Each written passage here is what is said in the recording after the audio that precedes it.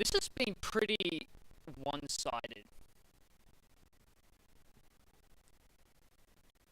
Boston have just outplayed them.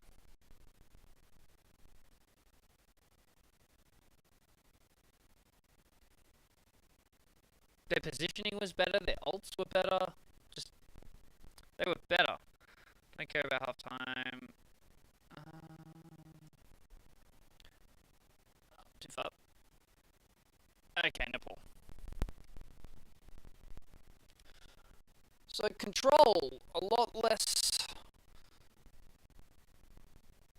I guess it's a lot less. They say it's a lot less about strategy and a lot more about individual skill. That let's see how we go here. So team comps. Full dive with the Lucio. I imagine they'll swap to a Mercy though. What they do is they use speed boost with the Lucio to get out of the spawn, and then Mercy flies along behind them. I imagine he will stay on Lucio though, because triple tank with, pardon me, triple tank with a Junkrat.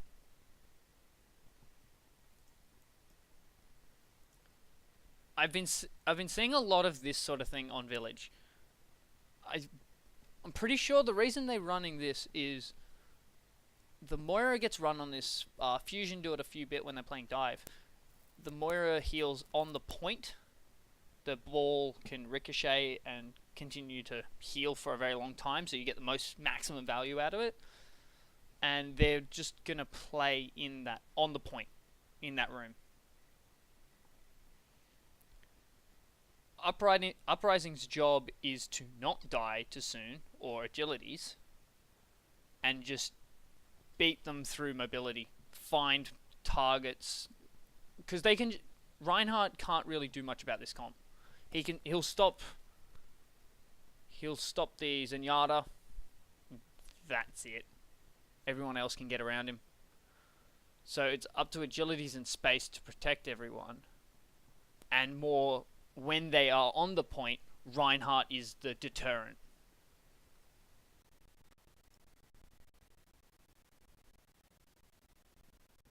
But they're staying. Okay, so they swapped onto Mercy here, but they're staying on the Lucio here because you need the speed boost for Reinhardt to get around. Because, like I said, he's not very mobile. So mobility carries just go around him. So you keep the Lucio to move him around the field to make him a scary target. It's still not the same as having mobility tanks, but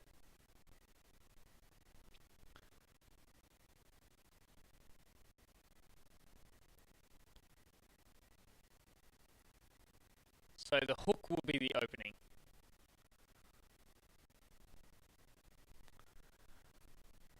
I do like this though. So now the problem with Reinhardt is gone, because they have to aggress onto the point where Reinhardt is standing. You've got the Roadhog standing there. The D.Va, these are all very good to hold this point, and Boston can't do anything about it. So the mobility factor is not really there anymore. If they lose Kariv though, they lose the Moira, then things will start going downhill. Because it's a very thirsty team comp for heals.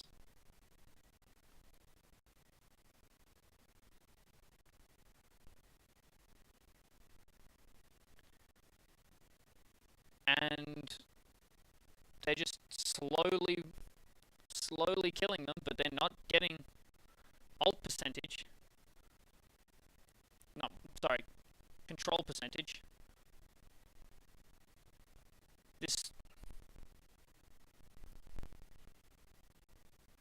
So Uprising still thought they could win that, but just yeah.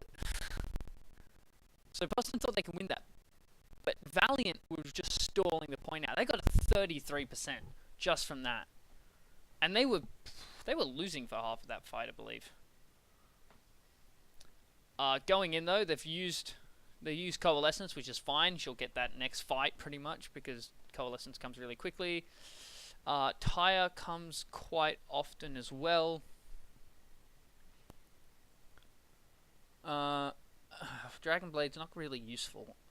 The only targets that can blade are Lucio and Junkrat.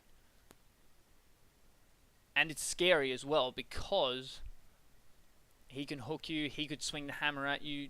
It's a very scary thing to use because you are not invincible when you blade.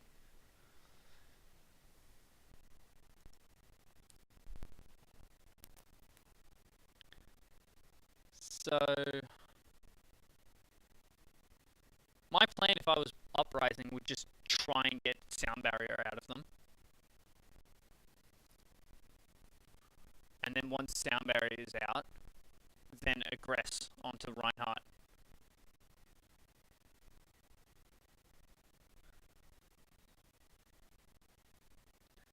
Oh, Neko. Oh, I gotta see that again. What happened to Neko? I was too busy paying attention to the... Okay. So there's the flank.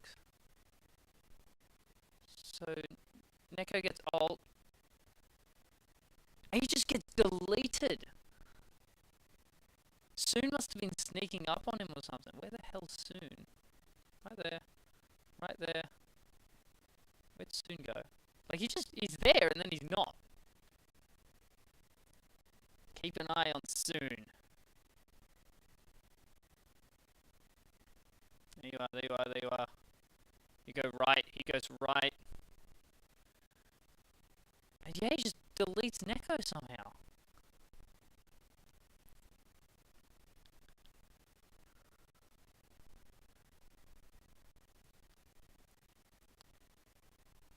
And also, the good thing about this team comp from Valiant is it takes forever to kill them. And that's really good because the longer it takes you to kill them, the more percentage they get. Yeah, they reckon they can win this fight.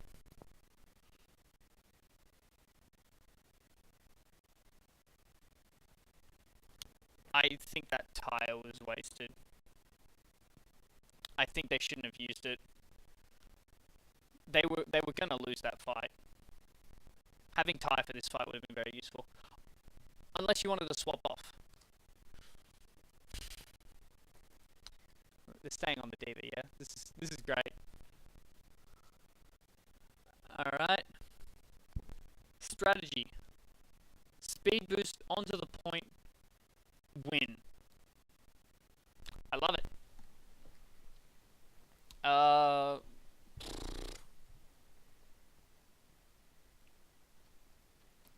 Really, well, the only thing Uprising can do here is try and find people when they're out by themselves. The Valiant are setting the pace, and the Uprising have to follow that pace. So, oh, sorry, I forgot to look at ultimates. Mistakes coming to Blade. Note. Dealt 3 ultimates, 4 ultimates. Shatter, Whole Hog, and Custo might have it by next. Yeah, Custo might have it this fight. Oh no! That was unlucky.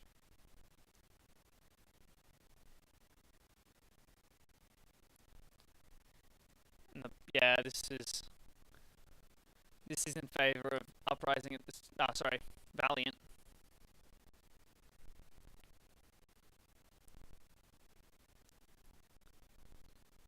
That was. This whole thing's damn lucky. This whole fight is just luck. I luckily hit the tracer. I luckily pinned a Genji. Fate is goddamn lucky.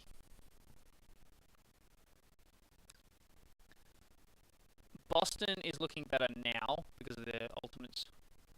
Their ult percentage is much better. They're not going to get a lot with Death Blossom. They might get one pick. Death Blossom is best used after the fight's already begun. But because it's a high mobility team, really he's going to be looking for the low mobility characters. And I don't see them being in a position that he can get to. So Death Blossom doesn't work well against this team comp. But, you know, if they're all on the point and they're trying to kill, say, Kareev and he's so low and then he Death Blossoms, that could be good. So baiting people into him for the Death Blossom would work. Whole Hog works well here because you actually have walls and corners to push them up against. Yeah, I'm still trying to work out who Uprising are trying to dive. So Kareev.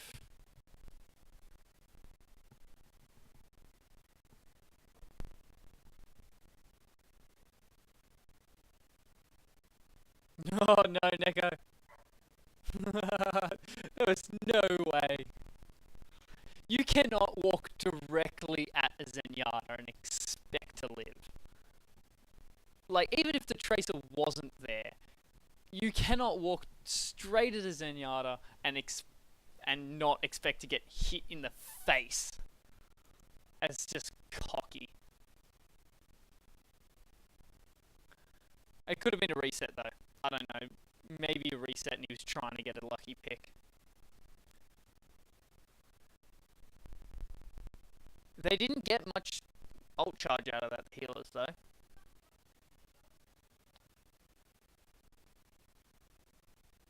So how did he die to that? How did he die to that?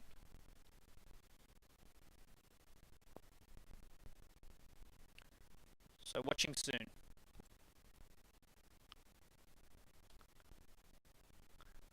So Kelix is attached to mistakes right now. He's damage boosting him.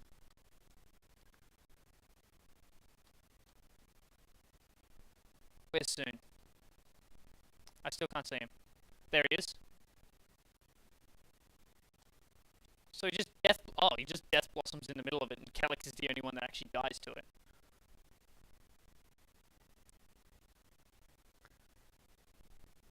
I'm not sure what that shadow was.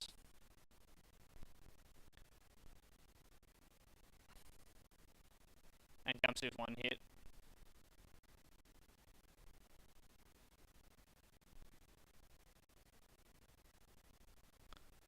Yeah. I like this team comp on this point.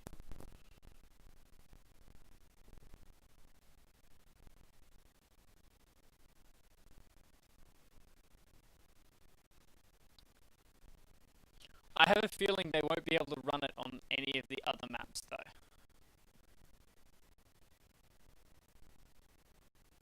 Come on, give me some game.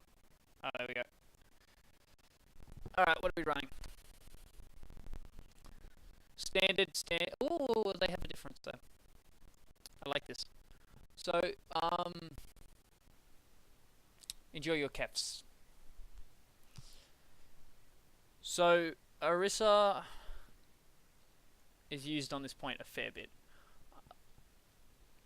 The reasons are mostly because they want to take control of Horseshoe, the little cubby next to the point. So I'll get rid of that. This is the point. Oh my god, I'm so bad at this. There, and there. And then we've got the stairs down here, little cubby here. Then we've got this bit in here. Alright, that's the point. And this is the point bit here. So, what's happening here is both teams will try and hold these corners with a Junkrat in here. So they want Junkrat in these areas so that the enemy has to engage into them, because they can't do anything if they're on the point. They have to remove them from the point. So the Junkrat deters that. Now there's the Roadhog and Diva difference. So your choice with Roadhog or Diva. Roadhog can be used in this situation because of the Halt Hook combo with Orisa. So Orisa throws out a ball, grabs something, he throws out his hook, pulls it back, right? You can do it around walls, you can do it behind shields. It's a good way to get people who think they're safe. Plus, in the shield war, Roadhog contributes damage. So the shield war should be won, right? Because they've got the Junkrat, the Roadhog, and the Orisa all firing at the shield. Now, the idea of the Diva is to have your shield longer than to break the other shield quicker. So the Diva will defense matrix the Orisa's shield so that their shield lasts longer and you can burn their shield down quicker than they can burn yours down because yours is surviving more. It's sort of the two thought processes. Do we want to be attacking their shield more, or we do want to be defending our shield more? The Widowmaker is run to hold these sections up here. So once again, here's columns. Mega over here. Right. And then you've got this little bit here and here, and then the health packs. Widow will sit about here. They have full view of the point, so that they can pick off anyone who peeks their head around any shields. And then they'll have the Widow duel here, but most of the time they'll try and avoid each other. While it's sort of like which Widow can get the other Widow to focus on them more. Same with a Pharah duel. If you have two Pharahs fighting in the air, if one Pharah is firing at the other Pharah more but not hitting them, then that Pharah is useless because it's not contributing to the ground damage and it's not contributing to the air damage, so it's not contributing. Same thing here. The Widows will be trying to get the other Widow to shoot at them or pay attention to them and look around and make sure that they're not trying to poke them so that they're not contributing to the war on the point. And the Mercies will most likely stick with the Junkrats. So they probably both go for the point. I haven't seen a lot of teams just drop down here and go straight for point. I'm not sure why. I believe it's because the Junkrat v Junkrat, they don't want to be in that room with a Junkrat and not a shield.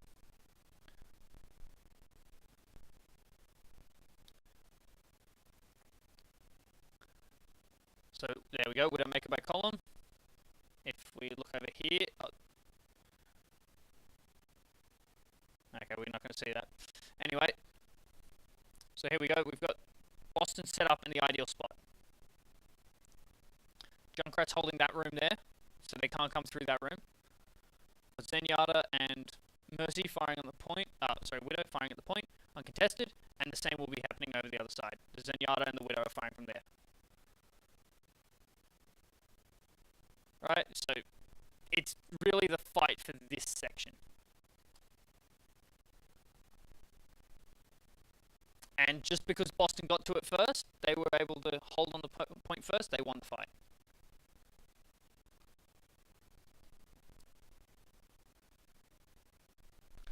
So this is where I favour the Diva in this fight, but the Diva didn't do the job well enough. So if you notice here, shield goes down. That's why you want the shield longer than breaking their shield quicker. Because your shield will still break, so you can still be shot at. I think I screwed up that completely. What I meant to say was, if your shield's up longer, you are not getting shot by a Widow. So, yeah, I would take having your shield up longer than breaking their shield quicker. I think it's more of a defensive versus offensive style of play, and I feel like I have a more defensive style.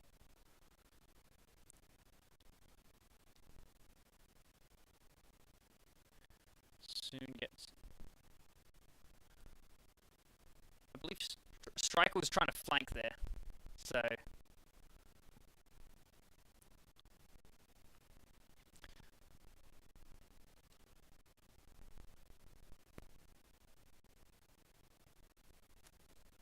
Okay, now the wrist is back, the shield wall can begin again. But because there's no Diva, you lose the shield war instantly. You've got to fortify until the next one, hiding around the corner.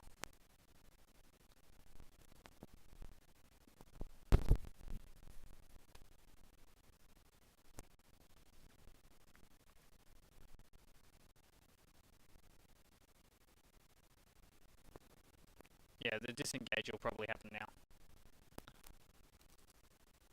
Mistakes gets a fadeaway on Soon though. He's gonna get rezzed, but like, that's nice. Alright. Ultimates.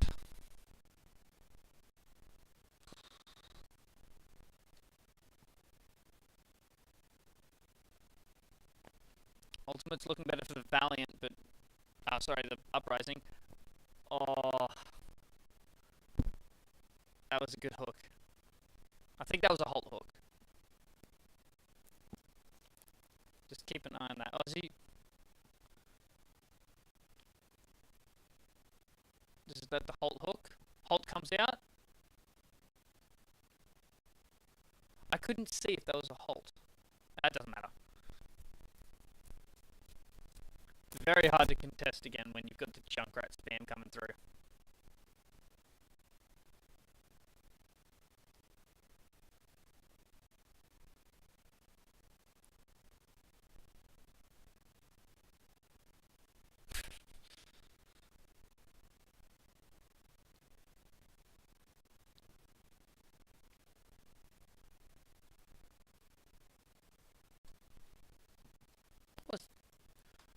What was that bomb for?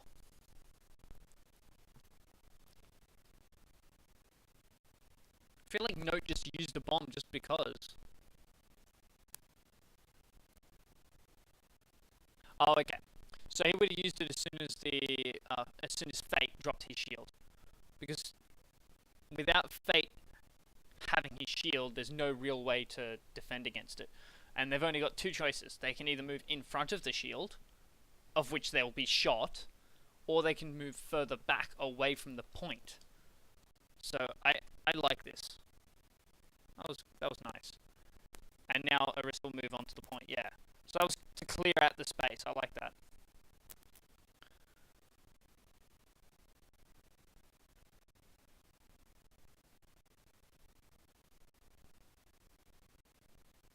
Nice hit. Valiant have got this. They've got the numbers.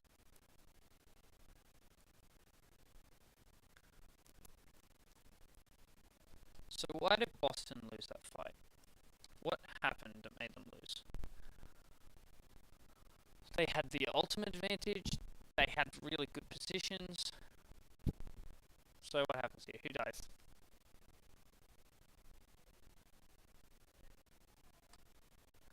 Arista gets hooked. Neko gets sniped. Mistakes just gets deleted by Kariv.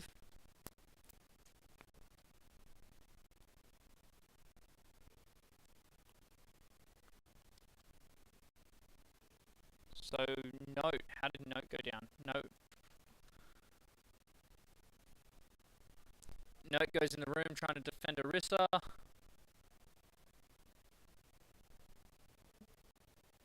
Just gets taken out.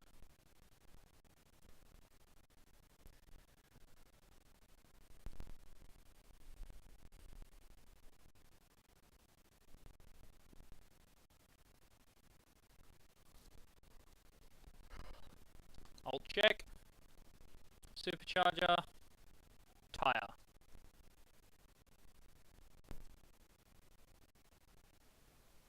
If that tire gets a pick before they even get in, Uprising won't have time.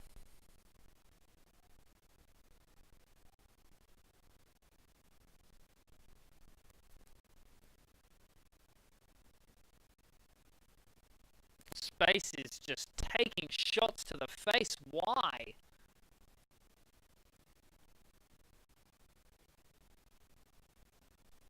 Okay, so how? Wait, how did they destroy that so quickly? So with the supercharger is you have to already be engaged to use the supercharger, because if you use it too early, they just wait the supercharger out. If you use it when you're losing, you don't get the full benefit of it. It's a really weird timing. They just focused it down. That was the only thing on their minds as soon as he dropped it.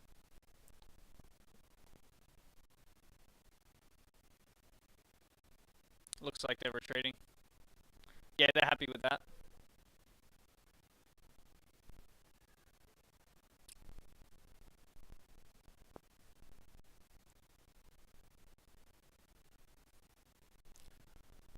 They basically can just back off and charge ults anyway, because they only need to win one more fight. So it'd be better if they didn't use supercharger there, but like, you know.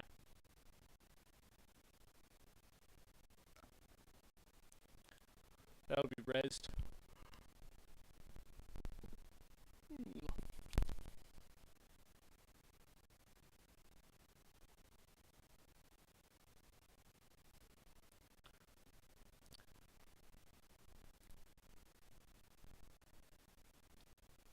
Clearing the point again. Nothing. That was important.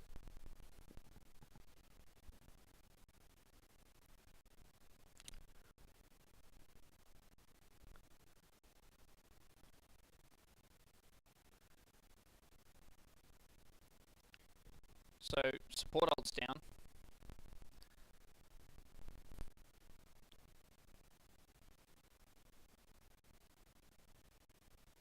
Nope. Not even. Wow. Just snipers. If Kellex can be taken down. Boston definitely have this back. Yeah, that was crazy. That took so long. So many ults.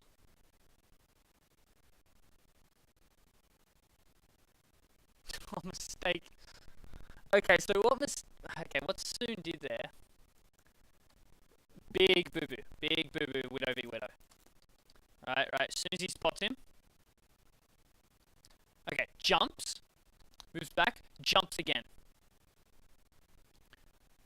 He did the same thing twice in the exact same spot. Just ready. Which way starts his jump? Jump left.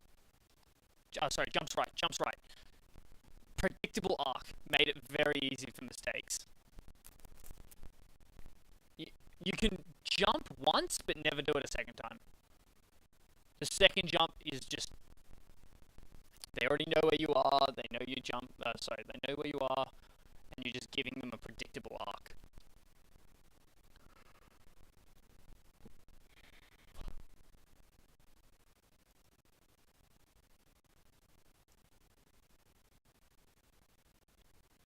Alright, Shrine now. I was about to say, Pharaoh is good on Shrine. Okay. So, dive with a Pharah, dive with Sombra. I understand. So the idea here is Pharah will just shell them from a distance. And Pharah wants to get targets low, call out those targets, and then the dive commences on that target. So it's really all about the Pharah hits and who she hits. On the Uprising, it's all about the Sombra and who she hacks. So they're playing very similar styles. They should be playing at a very similar speed. The difference is, unless Mistake hacks agilities, the Valiant are better off. And on certain maps, I like doing this. So Gardens works for it because nice open area, and you can get up to like the Farah quite easily. On Shrines, however, there's a lot of cover for the Farah around the edges, and she can get pretty damn high. Like, if she just stays this side of the point, Mistakes can't touch her. So I'm not sure what the Uprising think, but I think the Valiant are stronger off here because of the height.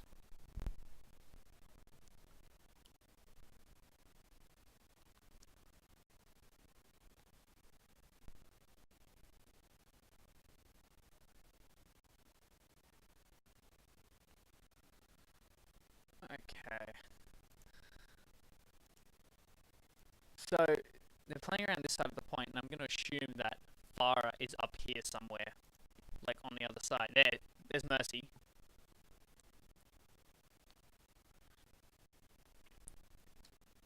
Okay, there's Farah there.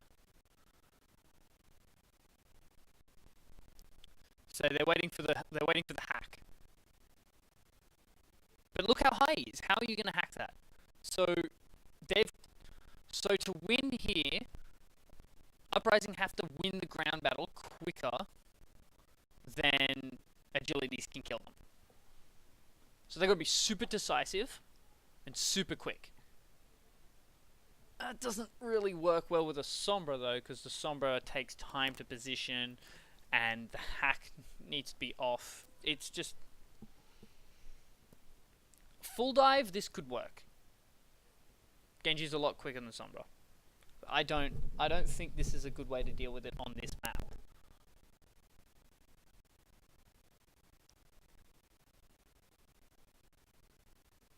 Because just look, just bang, bang, bang, bang, bang. You can't do anything with it. Hacked too late and on the high ground, so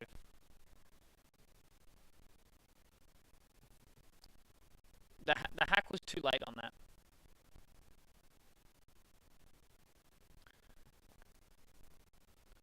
And now I think the Uprising should have backed out a lot sooner as well. Alright, ultimates. Valkyries for both. Trance for Uprising. Okay, so EMP can work here. However, if Valiant just play around it, so Agility sits away from Kariv sits away from the rest of the team. Mistakes is going to have to choose which one he wants to EMP. So he'll have to choose whether he wants to get Agilities, or he wants to get a Kariv, or he wants to get a bunch of people. So I think what will happen here is Mistake's primary concern will be agilities. So agilities should stay away. And if they can get the EMP off, hit Kariv and agilities and take him down quick, then they'll be able to push through here.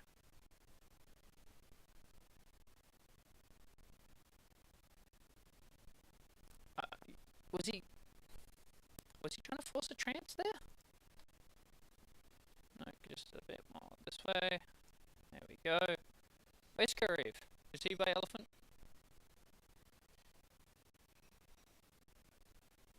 Yeah. He's trying to force a trance. They think he has trance.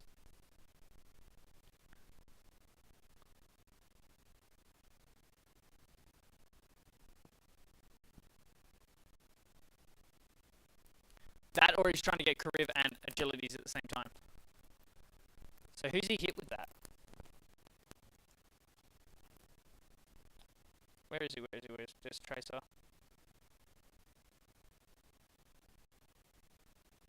slow.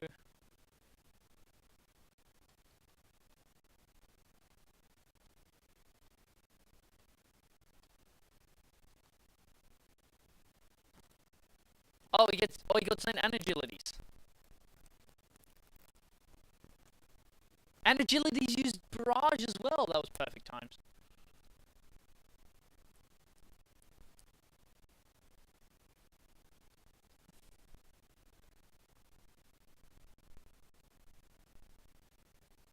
But the kills didn't come in. Yeah, the kills didn't come in from that. Soon gets away.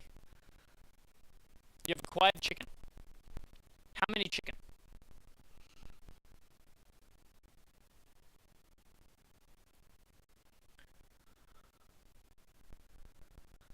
Sorry, I didn't alt check there, did I?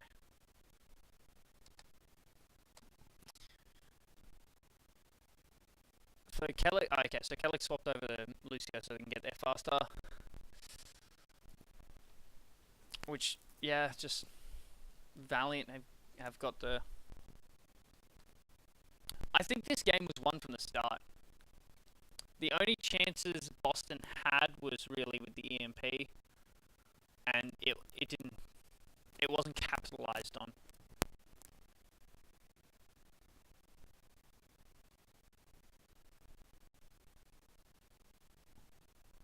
Many.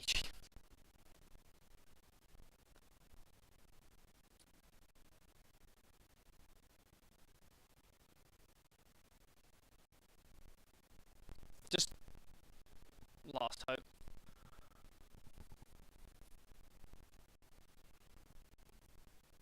Okay, 2-1. Valiant just had the better comps. Except for, like, so Village, they just had a better strategy and a better comp. Liked it more. And Uprising didn't work around it. Then for... what was the other one? Sanctum. Sanctum, they just seem to... I guess once they held the point, they just held it better. But I don't really have any real words for that. I don't... If I was to sum it up, I don't think I could tell you. For the third point, though, same thing again. Better comp. The Boston needed to do something, and they couldn't achieve it. Their win condition wasn't met. Alright, so... now what are we moving to? Oh, no, this is replay, thank God. 66!